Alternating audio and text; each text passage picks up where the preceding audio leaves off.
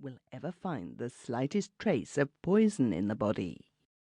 "Amazing," said Mr. Mackinder. "Perfectly amazing. That is really so." "It is. I suppose I shouldn't ask it," said Mr. Mackinder. "But could you tell me what the names of these two drugs are?" "Undoubtedly I could," said the doctor. "But—" Mr. Mackinder refilled the doctor's glass. "After all," said Dr. Perthwell, "you are a student of science. You are no ordinary layman. I have no doubt that your interest is quite legitimate. Would you be willing to swear to me on your word of honour that you have no intention of murdering anybody, and that if I give you these names, you will keep them strictly to yourself?" "Certainly," said Mr. Mackinder. "I am at peace with the world, and have no desire to injure anybody whatever, let alone murder them." Dr. Perthwell went to the door of the dining-room, opened it, closed it again, and returned to his seat. "You will pardon me, Mr. Mackinder. I had to be quite certain that I could not be overheard." He gave the names of the two drugs, and Mr. Mackinder wrote them down in his notebook. He put each name down on a different page, and the 2 pages were at some distance apart. Mr. Mackinder was cunning.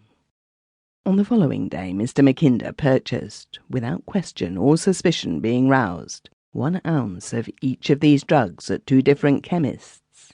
He was surprised at the vast amount he got for 6pence. He had enough to murder the entire neighbourhood if he had any spite against it. He was a methodical man. He took 2 large sheets of white paper and cut them into small squares.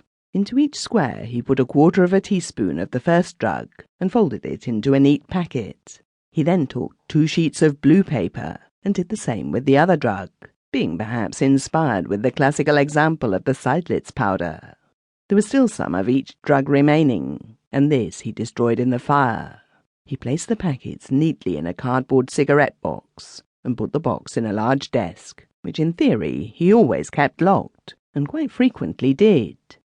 He now had the means at hand to destroy 48 people. He positively tingled with power. If the worst came to the worst, and at present there was no worst, and it was not coming to anything, he felt that he could deal with it. And the years went on.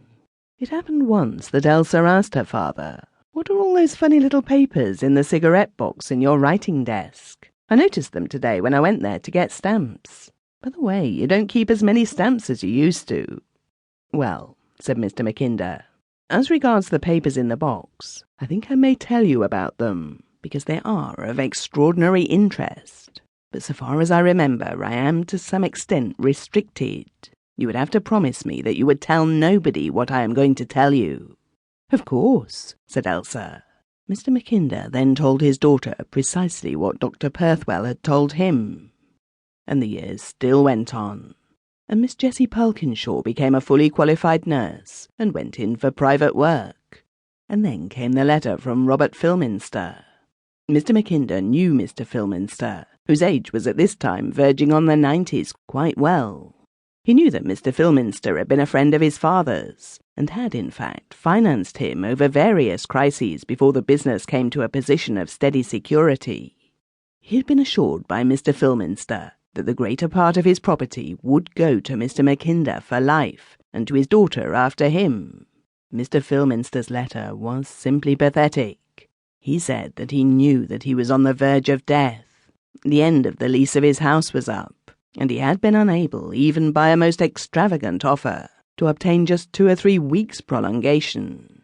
He felt that he could not go into a hotel, for that would kill him painfully and at once. He knew that he asked much, but would Mr. Mackinder consent to put him up, together with his nurse, Jessie Pulkinshaw, until the end came? Mr. Mackinder felt that he could not do otherwise than accept. His daughter Elsa agreed with him. She was also glad of this coincidence, which brought Jessie Pulkinshaw back into her life. Questioned, Mr. Mackinder could say very little about Mr. Filminster. He remembered him as a very quiet and scholarly old gentleman. He reproached himself that they had not met more frequently in recent years. So Mr. Filminster was accepted, and arrived in his own expensive car, with his nurse by his side. He seemed